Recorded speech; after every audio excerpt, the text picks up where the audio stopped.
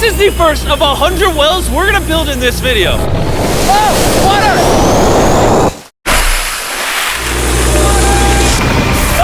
Oh, crap! You just witnessed a small village in Kenya get access to unlimited clean drinking water in less than a second. One down, 99 more wells in Africa to go. You're gonna love this video. Combined, these 100 wells are going to give around 500,000 people fresh water to drink. And after building some more wells on this side of Kenya, we flew south to the school system of Nairiri. And let's just say, they were really happy to see us. How's it going? Was not expecting this. Thank you for the welcome. I'm not even sure how to react. I appreciate it, everybody. This village threw a welcome ceremony upon our arrival, and Nolan got really into it. Nolan's the most awkward person I've ever met, and that's a lot coming from me. And after being shown around the school, Here comes our guest. How's it going? Oh, you having a good day? It's nice meeting you. one of the teachers showed me where the students currently get their water, which is from this river. That's extremely unsafe to drink. This is where your students used to get water from? Yes.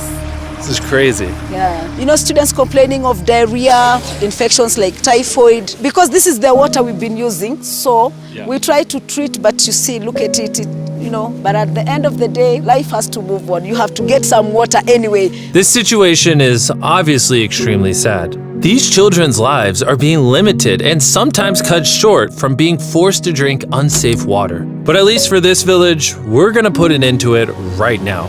I don't think this John's gonna fit. I'm a big head. Let's see if we can find some water. Whoa.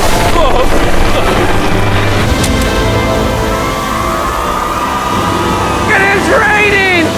It's beautiful! After the water comes out of the ground, it's fed into enormous barrels like this one. And once they're built into the water towers, all of the neighboring villages will not only have clean drinking water, but a pressurized water source as well. Which, in short, means no more doing laundry and unsafe water. And pull! On a scale of 1 to Nolan's mom, how heavy is it? Nolan's mom times 2. Oh God. Dude, I'll push you off of this. All right, here we go. Under control. We built 20 more wells in Kenya, and after we were done, Bro has another well in. Don't worry, I have more water in my other shoe. and just so you know how we built these first 29 wells, we used this giant drill to dig hundreds of feet into the ground, past the polluted sources and into an enormous aquifer of pure drinkable water. After that, we spent time installing pipes so that people all around Africa can access water from spigots like this one in Nairiri. Let's see how it tastes.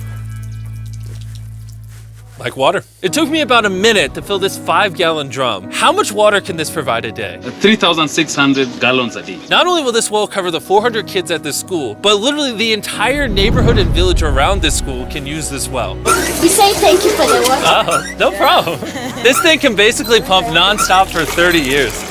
You would think that having an effect of this magnitude would require the resources and funding of a large government, but that's not true. Solving this problem is possible, and something humanity should all be putting effort in to fix. What's the secret of success? To be honest, just find something you love doing and do it for a long period, and eventually you'll succeed.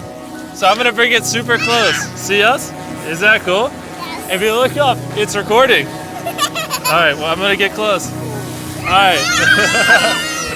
Yeah, you can see yourself. We were also able to install a well for this village, and these 12 other villages. And while we were finishing these wells, we were also able to update one of their schools with brand new computers. How are they liking it? They like them. Glad to see it turned out well. And we also updated the classrooms with new furniture, installed shelves and filled them with new books, donated a soccer ball for every student, and even put modern whiteboards and projectors in all the classrooms. Do you guys like the projector? We were using a chalk and then a lot of dust, but today everything is clean. We truly appreciate it. No problem. It's the least we could do. But then when we flew out to the site of the 45th well, we realized this community had it even harder. Every time they need to get water, they need to take a treacherous mile-long hike through the jungle. And that mile-long hike also happens to be on a giant mountain. I wake up very early, about 4 o'clock, so that I can fetch water for the school. We are not safe fetching water here. That place is very slippery. Chances of getting an injury is very high. So while we worked on their well, the community took me to see how they currently source their water. You guys would have to make this trip how many times a day? 2 times. 2 times a day. Oh, wow. So a typical student would carry something like this? Yes. Oh, gosh. If 200 students did this every day, how hard could it be? It could be very hard.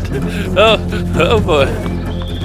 Dang, this is very steep. We're just walking down this mountain forever. Every day. It was actually surprising how difficult this hike was. And these people go through all of that just to get to this spigot. That's water is still unsafe to drink. This is where you guys get your water from normally? Yes. And filled with water, these jugs can weigh up to 40 pounds, which is insane for these children to be carrying up this The mountain. ladies can carry 2 of those. Oh, I totally can as well then. And as soon as these jugs were filled, it was time to head all the way back up. Hurry up, let's go. He's not even sweating or anything. I got it. And now, instead of spending hours a day for unsafe water, their new well is only 10 feet away from the school. So, They can just fill it up here now. I'm too tired. and so we were on our way to the next village where we built our 46th well, but we ran into a little problem. We found out that this village is divided in half by this huge, dangerous river. It may not look like much now, but when the rainy season comes, the water comes up this high and literally swallows this bridge. And why this bridge is such a big deal is the village is over there, the hospital and schools are over there, so they're crossing this bridge multiple times a day. Despite how dangerous this bridge is, it's their only option. This river, when it is swollen, it can sweep away people, students, or even animals. In the recent past, we have lost about 3 people trying to cross this river. This loss of life is insane and absolutely unacceptable. The moment we heard about this, we knew we had to help. So while we started work on a new bridge that would let them reach their well, we then traveled over 2,000 miles from Kenya to the country of Zimbabwe. We've been in Africa for over a week, and we still have a lot more wells to do. You kind of smell. I know, it's weird. I showered this morning. Wow. Yeah. If you let me finish, I can put my arms down. Can I count on you two to finish these wells with me? Yes. First on the agenda was to check out a local hospital that was in dire need of clean water. Upon entering, we learned how big of an impact this clinic had on the village. How many kids do you guys give birth to a year here? In a month, about 50. Do 600 births a year? Wow. But unfortunately, the pregnant mothers at this clinic have to walk over a mile just to get water, and then carry these heavy buckets all the way back. However, the good news is we paid for the construction of a new modern well for them. All that needed to be done now was to turn it on. All right, Nolan, are you ready? I'm ready. Over. Let me get a dramatic zoom in. Nolan, I pressed the button. Is it working? It's flowing. Do we want to go check it out? Yes. Let's do it. I love how people are immediately just getting water right now. This is easily the coolest thing ever. Nolan here is a professional dancer. He will join. How do I always end up dancing? What is he doing? Oh gosh. I won't make you watch this anymore. Besides ensuring access to clean water, a lot of the students at this village lack transportation. So we decided to give all of them new bicycles. I know it looks like a lot of kids, but we bought a lot of bikes. Full disclosure, I don't know how to ride a bike. Jimmy only knows how to give away bikes. Never learned how to ride one. Let's break in all the new bicycles. 3, 2, 1, go! Oh, everyone's passing me. Be careful, I don't know how to ride a bike. I don't want to hit anyone. You want to ride it? All right, go for it, little man. Okay. And after giving away the bikes, we continue building wells until we reach Well number 69. This solar-powered well is specially designed to aid the farmers in this village by providing more than enough water for all of their crops and livestock, even during the dry season without any electricity. Each panel is 200 watts. Then it's attached to a pump. The pump can pump 5,000 liters every hour. Basically, it's unlimited amount of water for this entire village. That's incredible. And after we left Zimbabwe, we wanted to continue to give water to communities all across Africa. So we built more wells in Uganda, Somalia, and Cameroon. If you want to see more of what we did in Cameroon, there's a whole video about that coming soon on the Philanthropy channel. Spending time in these villages really made me reflect on the importance of building wells, how it brings water to farms to feed the hungry, how it provides clean conditions for hospitals, and most importantly, how it helps the children of this next generation live long, healthy lives and build the future for all of these communities. We await a new dawn of clean drinking water. Water is life. And with some help from the locals, we finally finished a new bridge that this community can use for the next 100 years.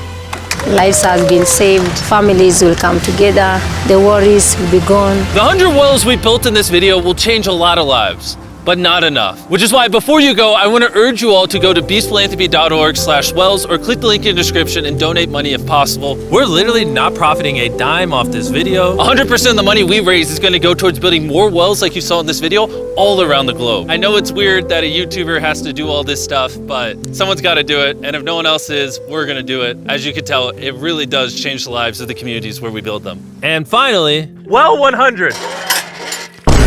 Oh my God, I'm so sorry.